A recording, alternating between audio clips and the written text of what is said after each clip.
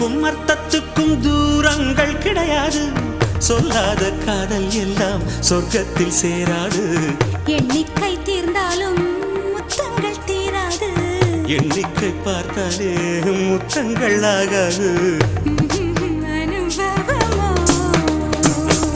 என் வீட்டு தோட்டத்தில் பூவெல்லாம் கேட்டுப்பார். என் வீட்டு ஜன்னல் கம்பி எல்லாமே கேட்டுப்பார்.